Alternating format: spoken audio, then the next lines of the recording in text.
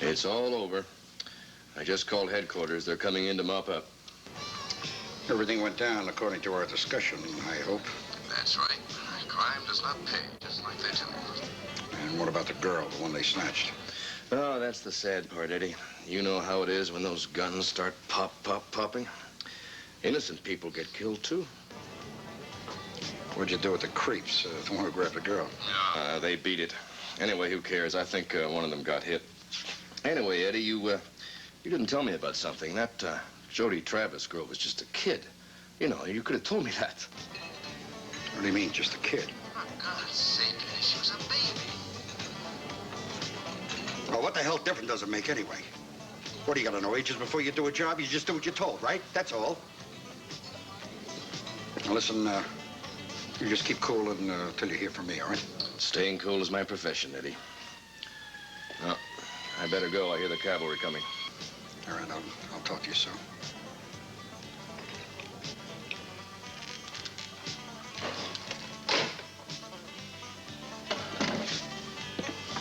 What was that?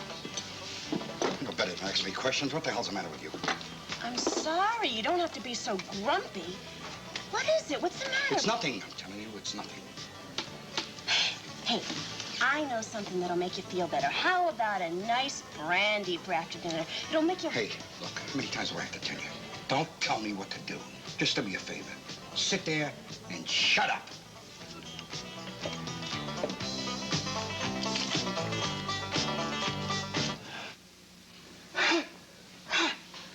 Hey, Calvin, hold on, man. I'm afraid he's lost. Yeah. I just kept hoping for some glimmer of light, you know? I know. Damn. Poor old guy. I know, it's really frustrating when you can't help somebody in a situation like this. I wonder if this little guy had any relatives. Well, look, we might as well look around, see if we can find an address book or something. In here, guys, he's on the bed. Calvin. Hey, Chief. Damian. I figured I ought to come along with these guys. What happened here? Well, we left Loomis back at the stakeout, and we followed old man Keyes over here to the building. When he got to the door and we approached him, the guy had a heart attack on us. Look, Chief, we did the best we possibly could, believe me. Yeah, I'm sure you did. It's just one of those unfortunate situations. All right, we're not going to learn anything about Jody from him, are we? Hey, Chief, we did learn that old man Keyes was connected in some way with this case. What connection? Where? I want to show you something. Come here. Take a look at this. Eridu.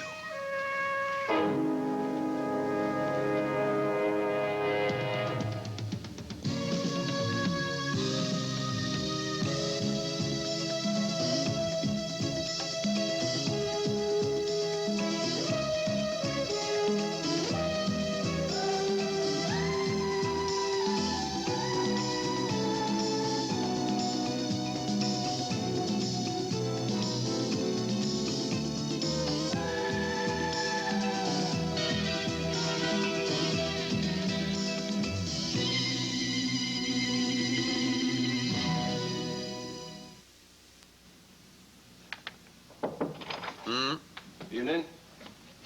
Oh, Gunther, what have you been up to? Oh, I've been out getting acquainted with this town. Getting my bearings here in Monticello, if you know what I mean. Yeah?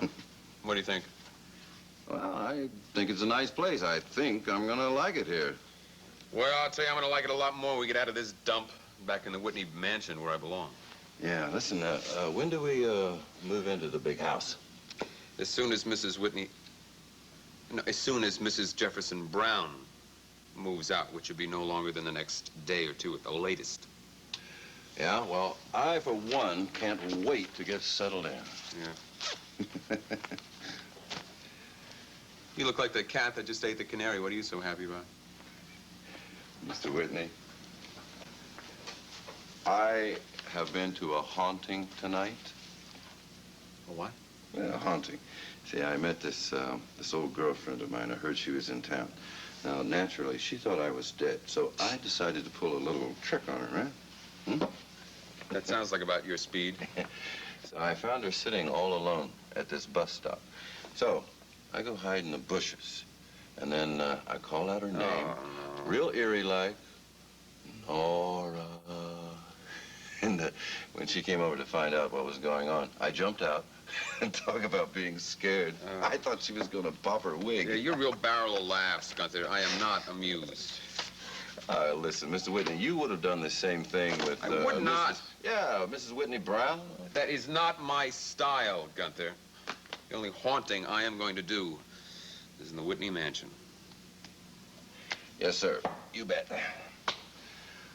Now, didn't you say that you'd be needing some domestic staff at the place? Yeah, that's right. I'm going to. We've got, well, what's his name? Carlos, the fellow who's been taking care of the ground so far, and he's doing a real nice job. You've seen it. Ground looks terrific. So I'm going to need a chef, maybe 2, maid. A maid. Actually, I could probably do A maid. Mr. Whitney, I have the perfect girl. Is her name Nora, by any chance? Well, look, she's got lots of experience. Mr. Whitney, she is a terrific girl. She's Gunther. more than a maid. She's a housekeeper. Yeah, that's the Listen. word for it. Look, she's strong. She's willing to work. She's very, very loyal. I've worked with her before. I know that she would be a big help to you at that place. I just don't like the idea of hiring an old girlfriend of yours to work at the house. I mean, I don't want any domestic squabbles between the domestics, any hanky-panky going on below stairs, you know what I mean? You don't have to worry on that score. I promise you, I cross my heart, hope to die. Everything will be on the up and up. Up. All right, I'll give her a try, but no promises. Good. I can't tell you how much I appreciate your invitation to dinner this evening. I had a great need to be in a calm atmosphere for a change. The serenity here is a welcome relief after the highly charged atmosphere at the house. We're delighted to have you here, Geraldine. Yes, we don't see you often enough. Judging from what you said, Raven isn't accepting the situation very readily, is she? Mike, she's accepting it with such bad grace, I'm afraid it might be harmful to her.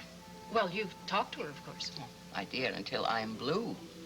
Raven doesn't seem to understand the realities of the situation. Well, I dare say she understands them. She just doesn't want to face them.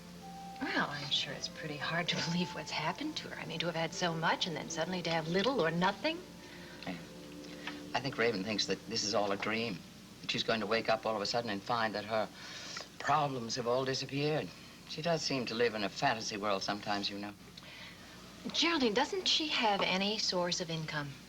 Well, yes, she does have a trust fund from her father's estate, but I don't think it's very large. Raven refers to it as her pin money. That may be something of an exaggeration. Well, one thing she can be grateful for, there isn't going to be a court battle. I'm very grateful for that, Mike, also. What she doesn't need right now is an ugly legal fight and the attendant publicity. I'm afraid Raven wouldn't stand a chance. More to the point, your nephew almost certainly would fortify his case by lodging criminal charges against her. And I think he'd stand a very good chance of making them stick. I realize that. And that's why I'm so grateful to you for being so protective of Raven. And for giving us such good, sound advice. To be completely honest, Geraldine, I didn't do it for her. I know that. I know you did it for me. You did it for me because you know that I am fool enough to care deeply about what happens to her. No. Not foolish at all, Geraldine. Whether she knows it or not, your affection for her is a great source of security, and she would be lost without it. It's strange, you know. In certain things, she does have a very strong inner resource. But when it comes to what she calls deprivation, she just flies into a panic. When will you be moving out of the house? Well, I'm having an inventory done of the house now, and as soon as that's finished, then we'll be moving as soon as possible. Didn't Schuyler say anything about asking you to stay at the house with him? After all, I mean, you are his only relative. Oh, I couldn't abandon Raven. She needs me more than he does. That's obvious, I think. Mike, I want to be very sure that there is an agreement signed between Raven and Schuyler as soon as possible. And that way it will guarantee her immunity from prosecution. Mm-hmm. Then what are Raven's future plans? Well, she'll be living with me, of course. Will you be moving back to the Monticello Arms? Temporarily, yes. Raven seems to feel that the Monticello Arms is terribly middle class. Little does she realize the Monticello Arms is the most expensive residential hotel in the area. Well, no matter. We'll find an apartment or a small house someplace. I wouldn't mind being closer to the studio anyway. But whatever it is, I don't think Raven is going to be at all content with the living arrangements. Well, she doesn't have much choice, does she? Nancy, as well as I know that young lady, I know she's going to be wanting a great deal more. You see, she is suffering under the delusion that because this Scarlet Whitney resembles her late husband so much... yes, well, never mind all that. The point is that Raven feels that the only way to prepare herself for her future is by rejuvenating her physical self. What do you mean, rejuvenating? Well, she's going to be leaving town in a few days. She is going to what I believe is known as a health farm.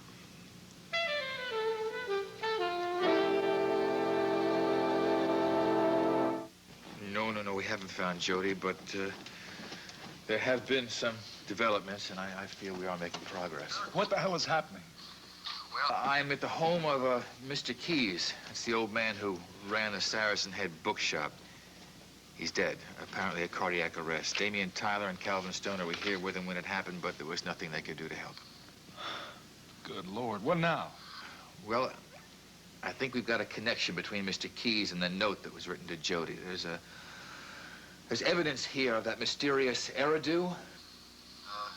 Coat of arms on the wall. Word Eridu is written in the motto. Is there any evidence that Jody's been there? No, none at all. The Miles tried not to worry.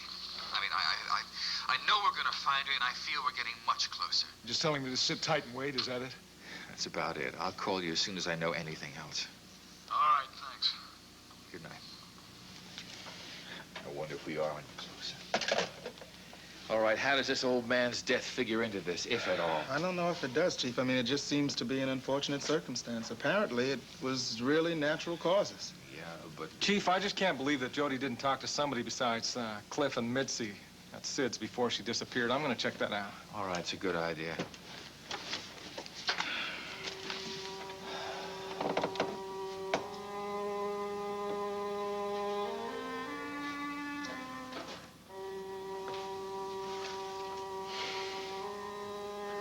Well, now what? I don't know, honey. Apparently, it was no accident that Jody was instructed to go to that particular bookshop. The police just went to the apartment of the old man who owned it, and they found some stuff there that indicates he must have had something to do with the note that Jody got or with her disappearance or something. What bookshop are you talking about? It's called the Saracen Head. It's owned by an old man named Keyes. I know that place. I order art books from Mr. Keyes quite often. He's really a nice old guy. Certainly not the type to be involved in kidnapping. Well, I don't know about that. He certainly isn't a threat to anybody anymore, Chad. He just died of a heart attack about half an hour ago. Oh, Miles, oh no. So, we'll never know whether he might have been of help to us or not. I'm really sorry about that.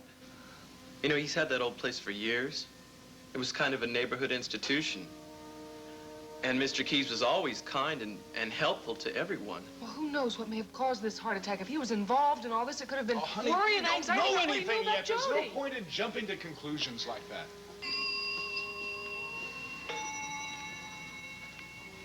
Yeah, Oscar.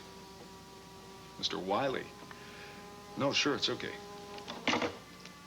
Gavin is on his way up. How in the world did he get here so fast?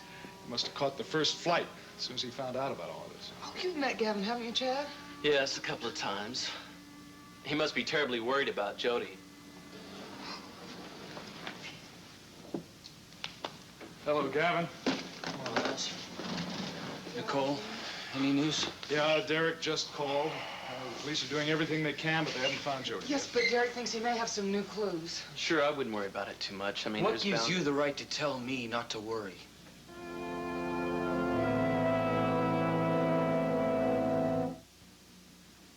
I didn't mean to sound presumptuous.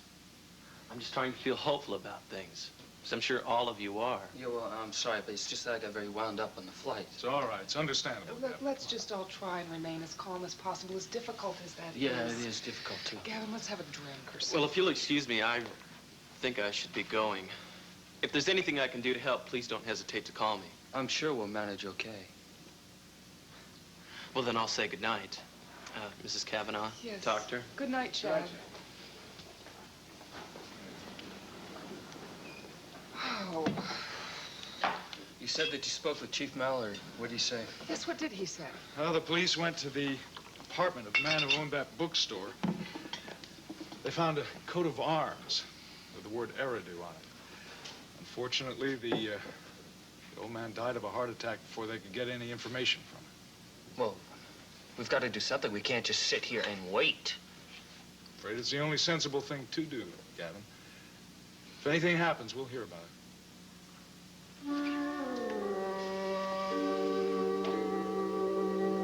Boy, I don't know what went down on that phone just now, but it sure turned you off. All right, look, I'm sorry, all right? I just got a lot on my mind, that's all. You can talk about it, you know, and I'll listen. Look, I'm just aggravated, all right? I'm sick and tired of all the stuff that's been going on around here lately. You know, it's got my stomach twisted like little nuts. What do you mean? It's all this international juggling that's happening. Like what? See, there's this outfit that I'm connected with. You know, it's like an import-export kind of company. And we do a lot of business with this country, a little place called Eden. And the place is full of foreigners. They're not like us. They do things different. They don't think like we do. You know what I'm saying? These people got their heads twisted on wrong. I wish they had some bicarbonate of soda here or something. Well, if it isn't Mr. Eddie Lorimer and Miss Poppy Johnson. I've never seen you in here before. What are you, out slumming? Listen, Tyler, I'd invite you to sit and have a drink, but I'm afraid you'd say yes. Thanks a lot. I'm real busy anyway. You come in here to eat, didn't you? No, actually, I'm on duty. I'm looking for a girl who's disappeared. Maybe you've seen her. She looks like this.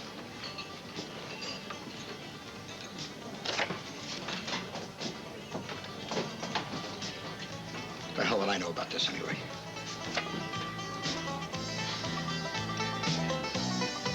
Well, that just about wraps it, Chief. I mean, I can't find a thing that's going to allow us to make another more positive connection. And nothing that refers to Eridu, whatever the hell that is. We just had something else, some physical piece of evidence. You think it's possible that it's just a coincidence that we found this word on this coat of arms here? I mean, I know it was also on Jody's portrait and a note to her. Portrait? I think that's got to have the key, I'm telling you. You know something, Chief? This makes 3 people that have died in connection with that portrait. I mean, first Jody's mother, then the neighbor woman up in Springfield, and now old man Key's here. Let me have that. Chief Mallory.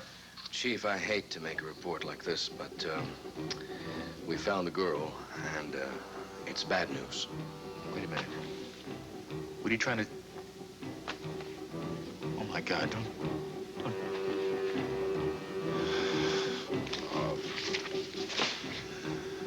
No, I'll be over there myself right away.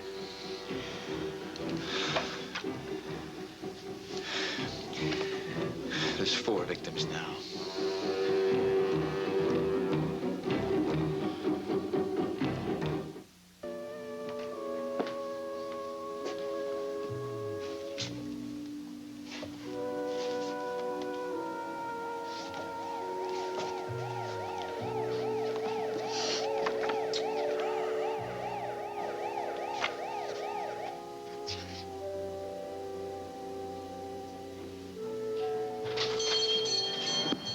Hi, Chief.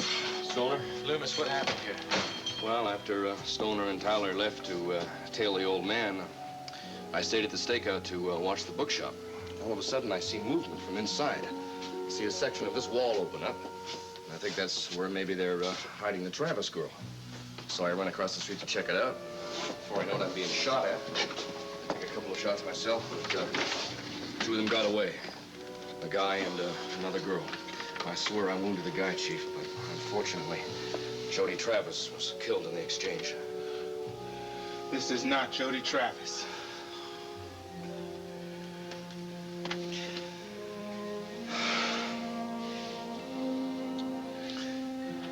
Pietro, please. The bleeding is bad. You need help. No, Just let me rest here a little, please. I know a doctor. I know someone who can help you. Please. Jody, will you just get out of here, please? Go back to your family. You win. You're free. You're free to give up your heritage. You're free to go back to your safe, comfortable way of life. Now get out. All right, go ahead and die then.